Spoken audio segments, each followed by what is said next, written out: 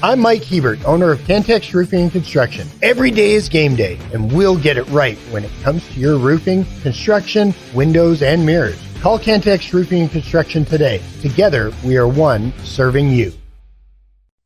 The podcast put together with Red Raider fans in mind. This is the Tech Talk Podcast from Double T 97.3, presented by Cantex Roofing and Construction. Hi, how are you? Good afternoon. It's Tech Talk on Double T 97.3 and Double T973.com with Clint Scott. I'm Aaron Dickens. I'm sure Dr. Mike Gustafson will be here before too long. We'd love to hear your thoughts and comments on the Yates Flooring Center chat line at Double T973.com. All guests appear via the Visual Edge IT hotline. Clint, I noticed that you have updated the whiteboard. I just wrote a bunch of stuff down. Yeah. It was pretty open. I know that yesterday I swore to never reference it again. And I had every intention of following through with that, but your involvement has, at the very least, initiated a pause in that stance. You wrote down the English Dictionary Gasparilla Bowl. Are you suggesting that the English Dictionary is sponsoring the bowl game, or are we doing English Dictionary coverage before the bowl game? Because we're out of here at 5:30 today, so I'm curious.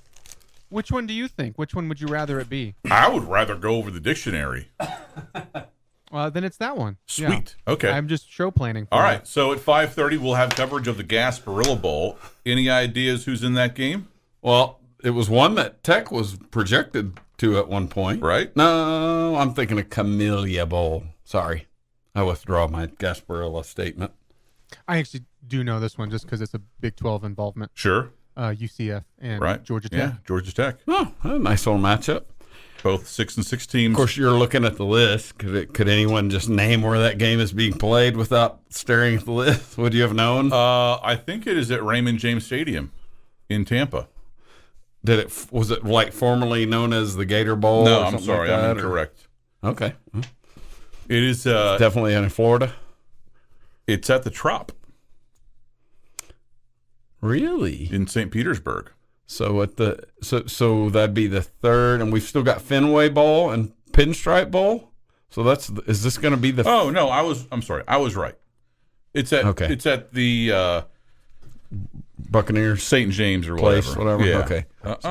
Actually, Raymond James. So we've got 3 bowls in baseball stadiums, right? Don't we still have the Fenway Bowl, stuff Pinstripes, and still have the one in Arizona? Yeah, the D-backs. Yeah, isn't that right? Are there any others? I don't think there are, but how about USF last night? Yeah, you texted Clint and I, and they were putting a thrashing on them. They got 45. Yeah, I was watching the fighting St. Louis Blues win their 3rd game in the last 4 under the new coach. So here come the Blues, tra-la, tra-la. Like, I don't even know. I know they've got a new program, a new coach. Who, the Blues?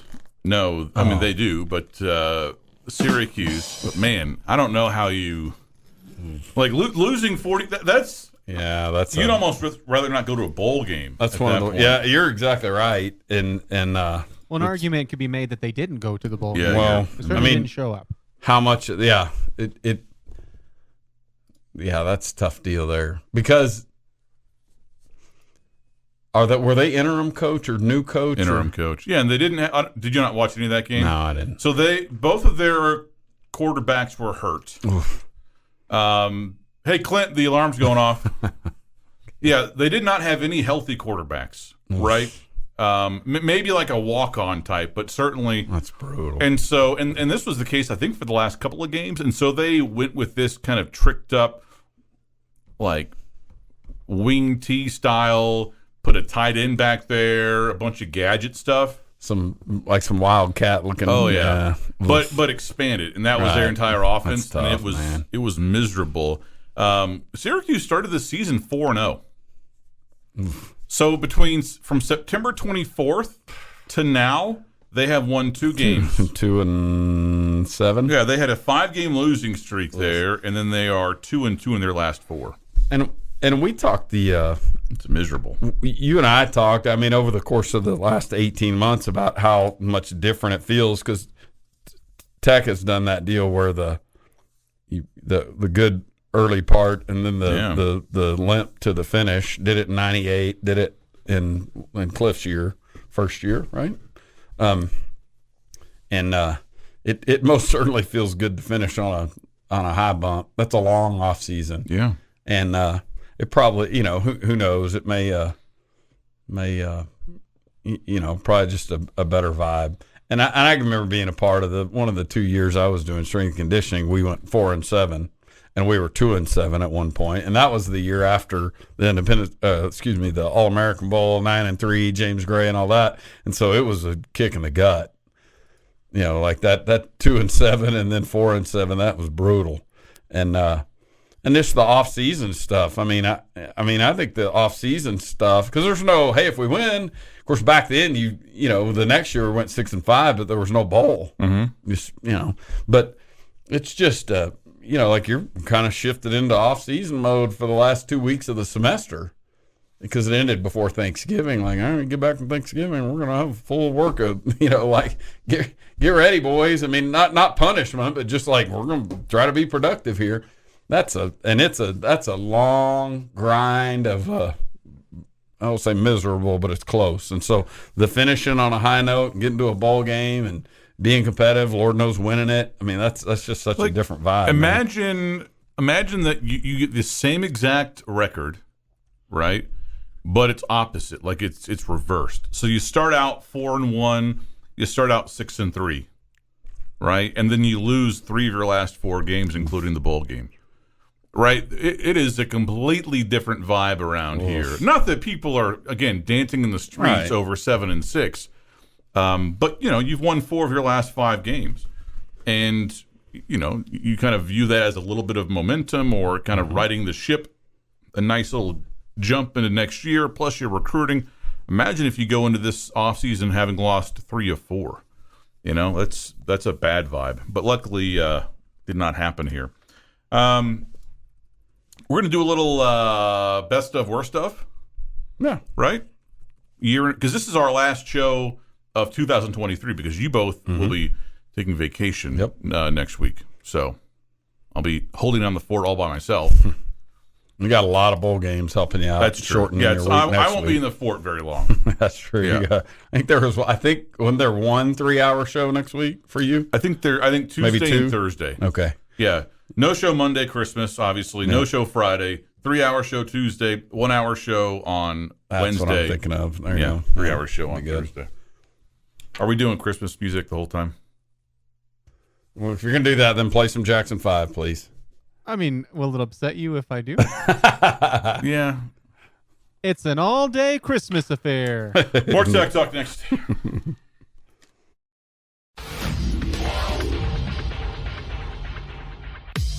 It's every Red Raiders favorite podcast. This is the Tech Talk Podcast from Double T 97.3, presented by Cantex Roofing and Construction. Hi there, how you going? It's Tech Talk on Double T 97.3 and Double T 97.3.com with Dr. Mike Gustafson and Clint Scott. I'm Aaron Dickens. We're with you today until 5:30. We'd love to hear what you have to say on the Yates Flooring Center chat line at Double T 97.3.com. So I don't know if you want to break this down by like category or just kind of, you've got a list prepared. I just jotted Unless down. that's just like a shopping list. You just like unrolled Milk, the entire eggs, scroll. Yeah. Milk, eggs, Texas Rangers. I sort of divided mine in the I did that's probably 1, 2, 3, 4, 5 pretty good things, 5 or 6 good things that I could talk about, another handful of things that maybe are a little tech related but sort of personal, and then so I can probably come up with a couple bad things if we need to. I don't have those prepped. So what you got? I mean, to fire one? Yeah. I thought they I'll go in descending order. So number 5. I was thinking back, there was a couple, and there's not really much hoops that I drew from the early part of it, the early part of the season. I was thinking about the stuff that I attended, but I remember K-State and Texas back-to-back home wins. So that was a point at which I left there going, hey, maybe they're going to do this. That was Spoiler alert, they didn't. I know, Yeah. I know. But there was a point there that I remember thinking, because those are both fun home games, big crowds, the whole deal. And it was a point at which I remember you and I talking like, well, the one thing about it, the rest of the season has all the inventory they need to get bowl eligible, but to get, there's quad one wins and all the things. Now, obviously, they didn't do that, but that was kind of number 5 on my Texas Tech list. I don't know how. I mean, I would say with basketball, I would say getting rid of Mark Adams was the best of. I know. It's kind of on my bad thing, but I think that ideally you wouldn't have. Ideally, there wouldn't be an incident where, some racial language or connotations or implications or however you want to describe the event at the center of what started that whole thing. Obviously, that's not good. You wish that would not have happened.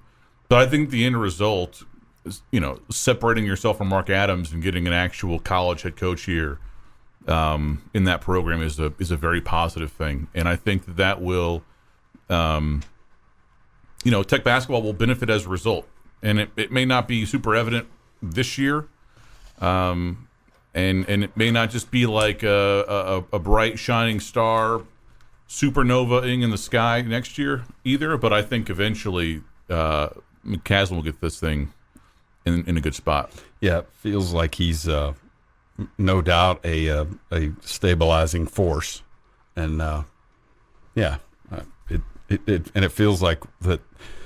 Feels like we will be headed into a period of, I hope it's great prosperity and all those things, but just a lower level of drama. Right. Which this time last year, the drama was like, it felt like there was more gossip every week. Amazing. Amazing. And now we just have to worry about enjoying the holiday season and the bowl season.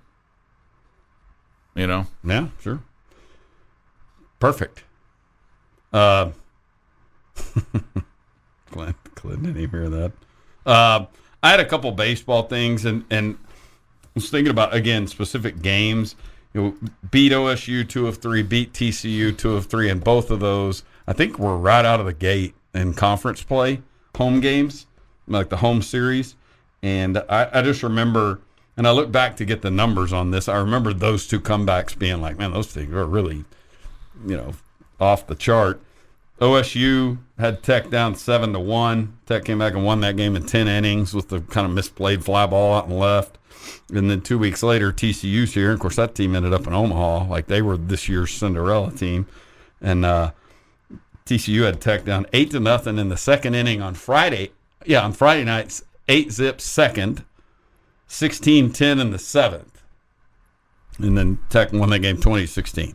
And just remember those two things being sort of feature moments of the season, because as well as deals where both of those games were frustrating enough, and Girton got knocked around in both of those games, and just anyway. But those were kind of fun, sort of. This doesn't happen very often. Highlights, sure. And to do it against TCU, yeah, exactly, too, versus Kansas State, sure, or something. And those two teams, and I don't know, I hadn't really given a whole lot of thought to next spring in terms of rankings, but Texas, TCU, OSU, there's the top of the league. There's who you want to be going toe to toe with. Probably throw OU in there as well, and so yeah, those are big series. Period. You got one? Do you want to go? You want to alternate? Well, I don't really have anything baseball wise, and That's okay. Yeah. I don't want to drop one and then step on something that you have written down. Oh, okay. I can. I'll go next. I'll stay with baseball. The Josh Jung Texas Rangers thing was fun all year. Genuinely happy for him. Maybe not all year. Well, I know, you're right, but genuinely happy for him just to like get a 7-game period where it wasn't yeah, super I know, right fun. there in October. But just for Rangers baseball to get fun again, and to have our guy that we've been rooting for and who's had a couple of injury setbacks to not only get there, but I mean, just as the season played out, like you have to sort of remind ourselves, like, hey, he started at third base in the All-Star game. There was so much other stuff that happened to him later on that, kind of made the All-Star game just a blip in the memory bank. But, I hate it that he didn't get to be, that 6 weeks probably cost him his shot at the goal rookie of the year. But, yeah, that whole deal was fun for a lot of people and not just – the hardcore baseball fan or even the Rangers fan. Like we had the text to the show that somebody was talking about, the guy was talking about, I can go inside and put games on and my wife and child or children want to watch the game and know how Josh is doing. And he, as a Rangers fan, like the whole thing came full circle. So it was just a cool thing. And hopefully it's something we get to do again several times, but just to watch his success, great. Got 2 Tech things. Okay. Texas Tech bowl game. That was great. It was a good cap to a good finish to the season. Certainly this season had its share of disappointments early, but just the push down the stretch and to see, I think, the opportunity for what felt like really the healthiest version of Baron Morton that we got all year, which is amazing to say that when you consider the fact that he got hurt 2 series into his season, when he took over for the injured Chuck. I mean, and so all of that stuff clicking there and then within 4 or 5 days later, we're signing this recruiting class. And like that this is a moment right now that it's right behind us. All of that portal stuff going around the bowl. What an awesome early December and how busy that must have been for those guys, coaching staff. Sure. And the last one, Tech soccer.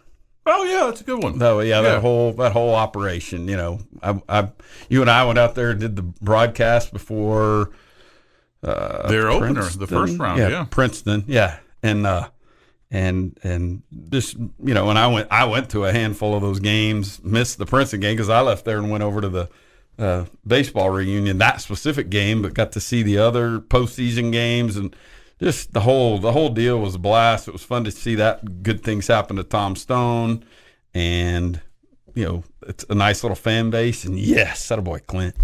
You know what I played last night on my record player in the basement? This album right there. Was it cardboard?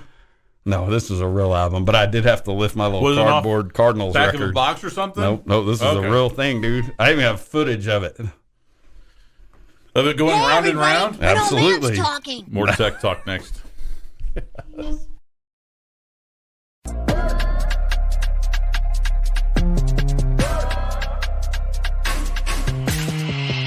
podcast put together with Red Raider fans in mind. This is the Tech Talk Podcast from Double T 97.3, presented by Cantex Roofing and Construction. Hi there, how you going? It's Tech Talk on Double T 97.3 and Double T 97.3.com with Gus and Clint. I'm Aaron. We're joining you today until 5:30. We'd love to hear your thoughts and comments today on the Yates Flooring Center chat line. Double T 97.3.com. So if you're just tuning in or you tuned in mid-segment earlier, this is our last show together in 2023. We'll only have 3 Tech Talks next week, and y'all are both out of town. So we're going to do some very stereotypical kind of mail it in year in review stuff. I would say these are the 5 best things that happened to Tech football this year, in my opinion. Okay. Kind of 5 things that excited me the most, I guess. And this is not in any particular order.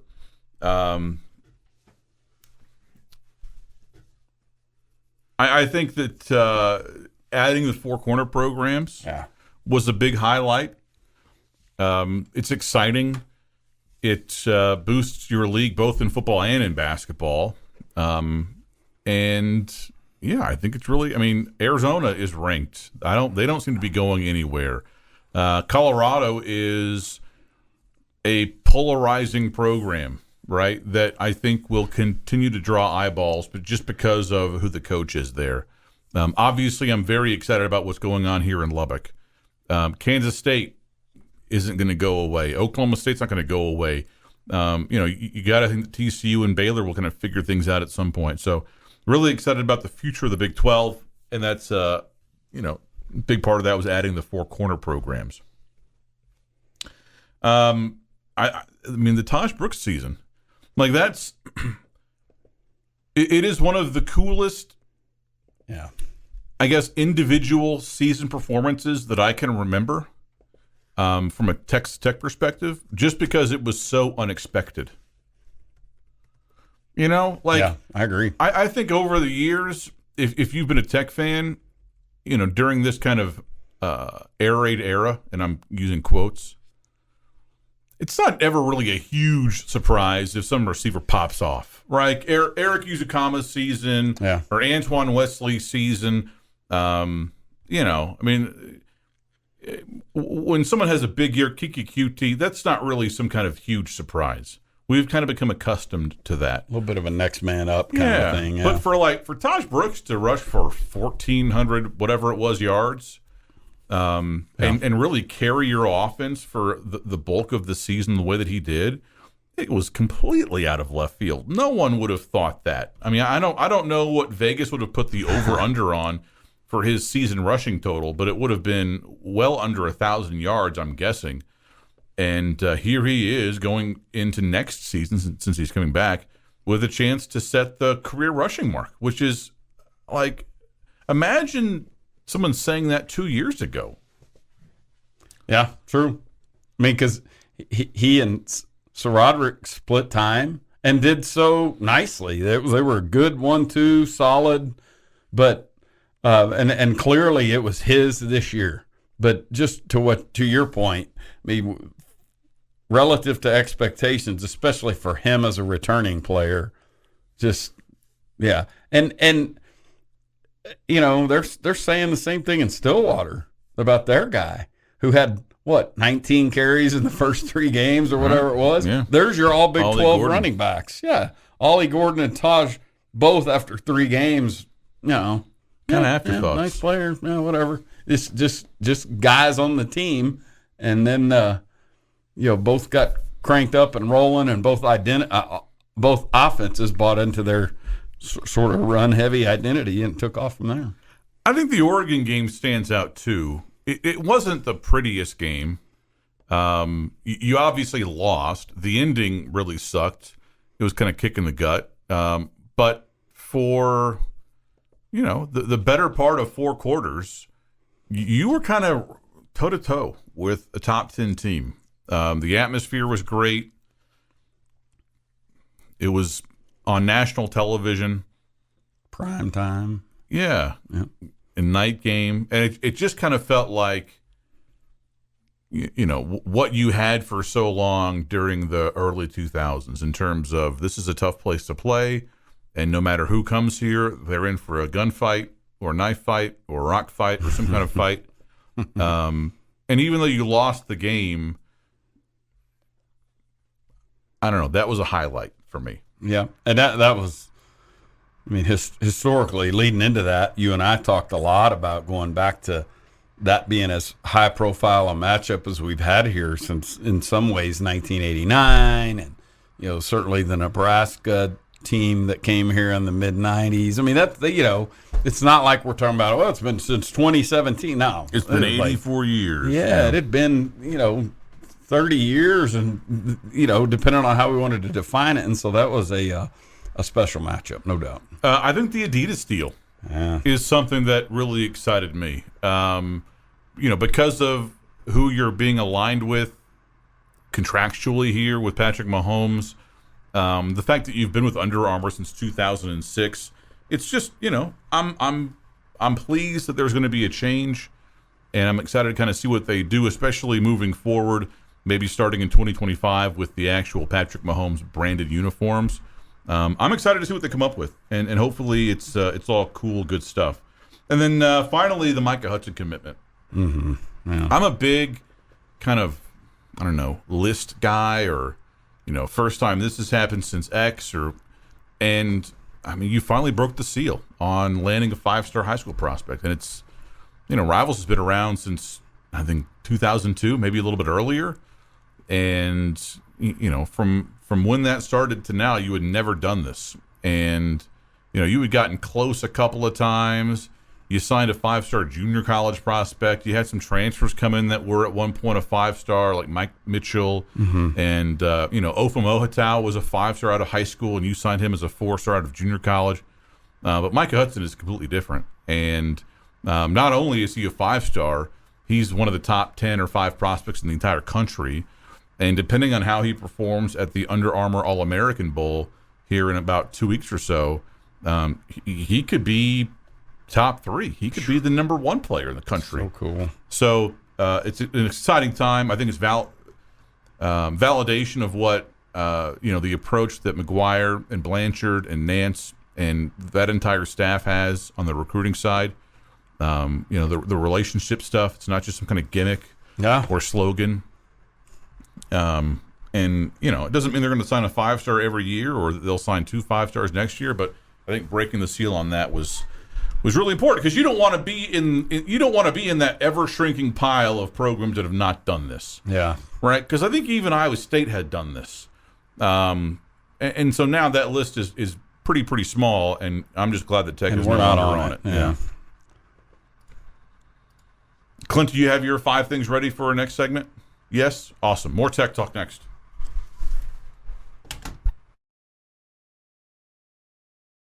The podcast that finishes your workday in a very Red Raider way. This is the Tech Talk Podcast from Double T 97.3, presented by Cantex Roofing and Construction. Hey there, how you going? It's Tech Talk on Double T 97.3 and Double T 97.3.com with Gus and Clint. I'm Aaron. We're joining today until 5:30. We'd love to hear your thoughts and your comments on the 8th Flooring Center chat line at Double T 97.3.com. All right, Clint.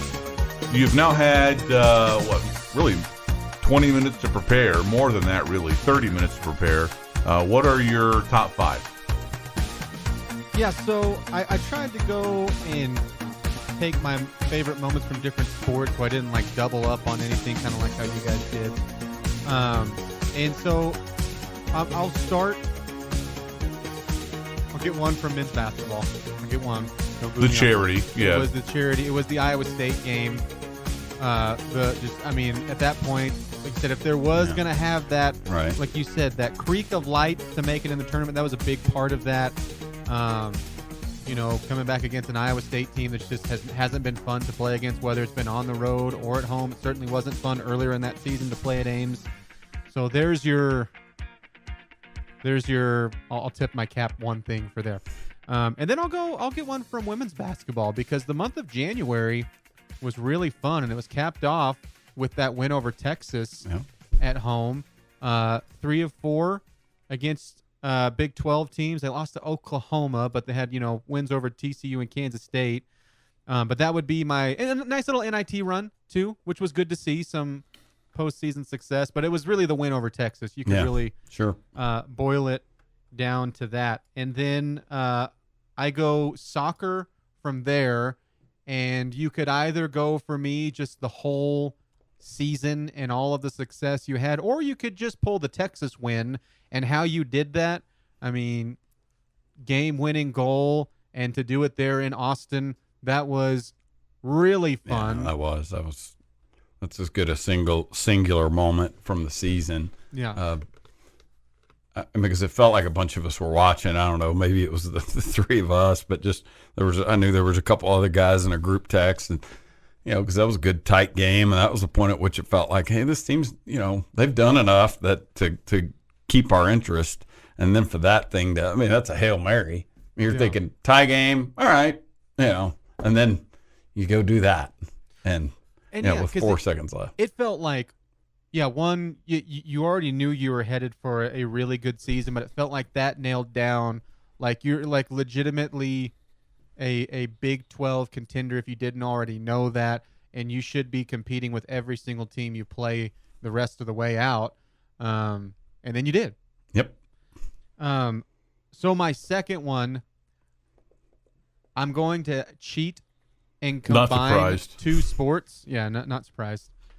This answer comes to you via an Adidas duffel bag. I'm gonna go 2 Red Raiders having stellar rookie years and combine Josh Jung and Ludwig Aberg in the year that he had, because I mean they're just a big reason why you just kept on seeing Texas Tech combined with it. And then Josh Jung, everything that you said went over and had an amazing year, All-Star, World Series champion. But then Aberg, you go back to the end of his career as a Red Raider, sweeping out the major awards, Hogan Award winner, second year in a row, and then gets the PGA Tour card, and then the Ryder Cup nod, and eventually his first professional win. And it felt like you kept on seeing both of their names in their respective sports as soon as you would see anything about it.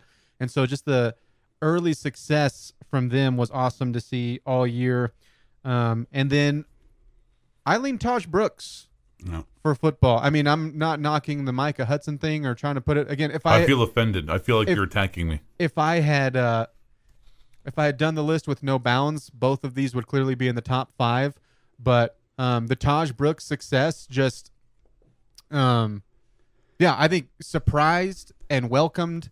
And then you cap it off with him saying, I'm going to come back for round 2, which just kind of just amped it up, I think, for everybody.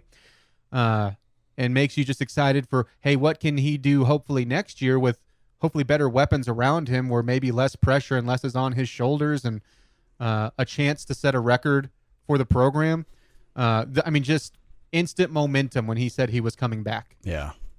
Just the first of many good vibes.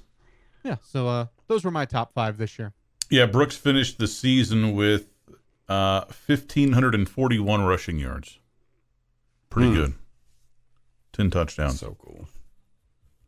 He's got 593 career carries, 3,055 yards, averaging 5.2 yards per tote, 28 touchdowns, a long of 67, which he set as a sophomore.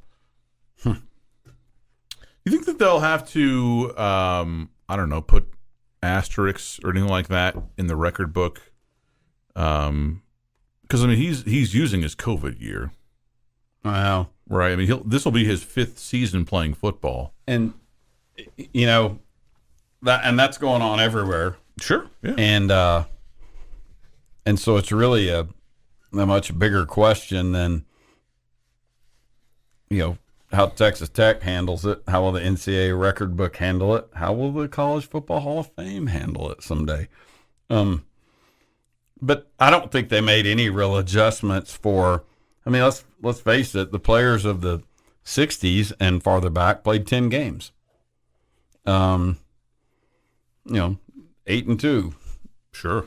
A lot, Notre Dame didn't start playing bowl games until the 70s, and so those weren't integrated for a long time. Yeah, through those season numbers there, just the raw, not the rate stats, but just the raw totals, and then there was 11 game seasons through 70s, 80s, 90s to 05, I think, and then we went to the 12 game regular season, and now you get conference championships and a couple of semifinal games, sure. To where like the Bamas and Georgias lately are playing 15 games. But then we haven't really seen any real adjustments. Now there could be a desire within a media relations department to maybe list some season total records by 11 game season, something like that. But regardless, the NFL doesn't really do it either, AD, because that was a 14 game season back when, in the 1960s Packers, and then at 16 and now 17. So it's they just hadn't happened. I think that it probably more than anything is just the style of play that we dealt with over the last 20 years, just in terms of everybody's record books got rewritten. Danny, like a receiver like Danny Amendola, who had a nice career over here for sure, but it wasn't record setter. Right. If you go back to the 70s and drop him in, it's like he's Heisman Trophy. Yeah, it's just breathtaking. Yeah. We get this from Tech Hoops Guy on the Yates Flooring Center chat line. To your point about preseason expectations and Taj Brooks, his per game rushing over under was 45 yards versus Wyoming, And by the end of the season, it was 125 yards. Awesome. More Tech Talk next. It's every Red Raiders' favorite podcast. This is the Tech Talk Podcast from Double T 97.3, presented by Cantex Roofing and Construction. Hey there, how you going? It's Tech Talk on Double T 97.3 and Double T 97.3.com with Gus and Clint. I'm Aaron. We're joining you today until 5:30. We'll have coverage at that time of the Gasparilla Bowl, featuring UCF and Georgia Tech. Last night in the Boca Raton Bowl, South Florida opened up a can on Syracuse, 45-0. They did. Whooped. It was a blowout from the beginning. I think it might have been 21-0 or 24-0 at the half. They expanded their lead very quickly in the third quarter, they being USF. And so, you know, the guys in the booth, and most people don't care about this, they'll just kind of move on to something else and turn to the NFL game or Elf or, you know, Netflix or whatever. But the people in the booth have to stay there the whole game, right? Like, they're stuck. And so they were ranking Christmas movies. They were talking about Love Actually. Nice. I felt sorry for them. What is your worst moment of 2023 from a Tech athletics perspective? The men's basketball Hawaii trip. That was 2022 there. Smart guy.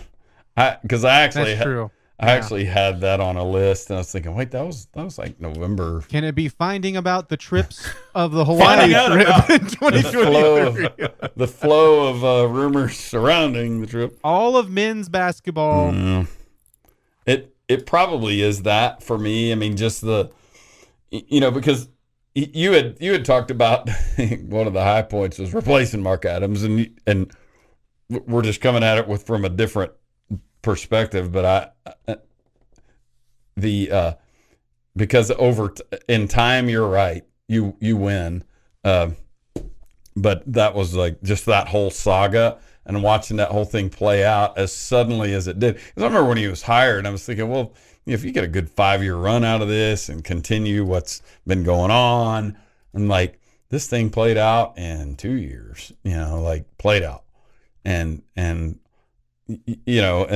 we're still sort of dealing with this, but we can watch these other programs and stuff and go, oh, hey, hi, TJ Shannon. Oh, hey, look, Kevin McCullough. 5th-year guys, grown ass men doing really good things, and and just and those aren't the only two, but yeah. I think hiring Mark Adams will go down as one of the, 3 worst decisions of the 2010s, or no, I guess the 2020s. Yeah. Because you make the right hire, you keep those guys. And I don't know who that would have been. Yeah. I don't think there was like a clear alternative, and maybe, I don't know. It really is an interesting thing because, Darvin Ham was the other candidate there. It felt like the other finalist, and and he immediately became the Lakers.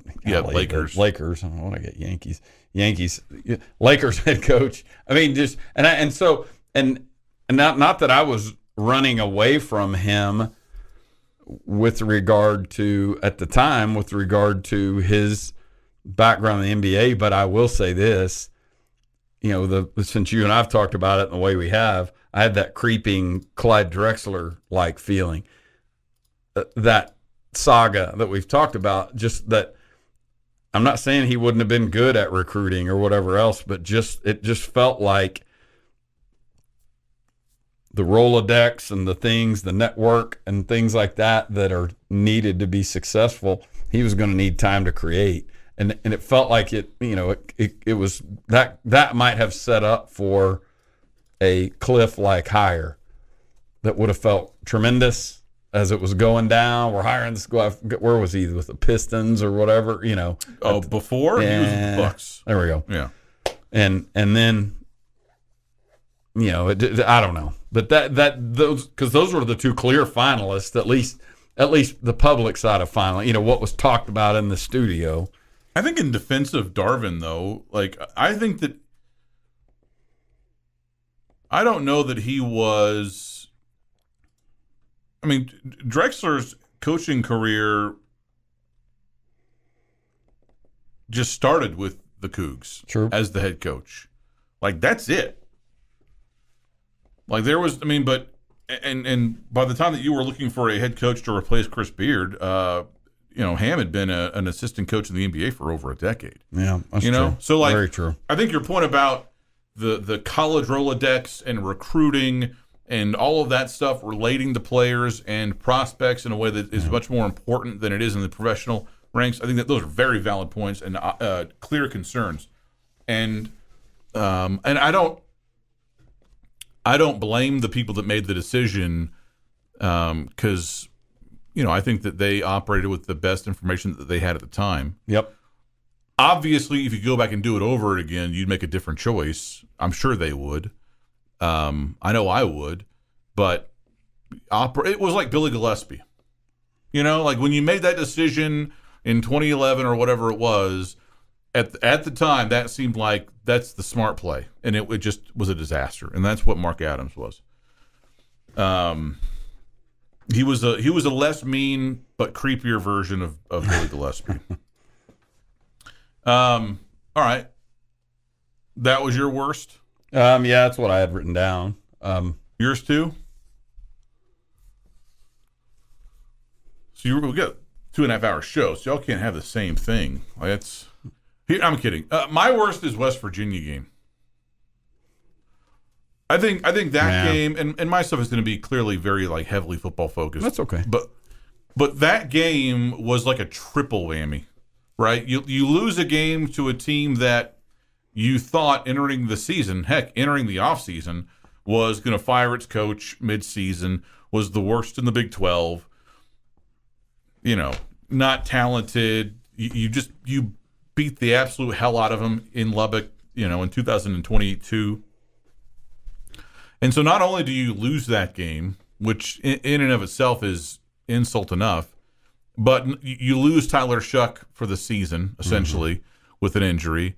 And then a handful of plays later on the same day, you lose Baron Morton. And, well, at least you lose a healthy Baron Morton who plays the rest of the season with a banged up shoulder.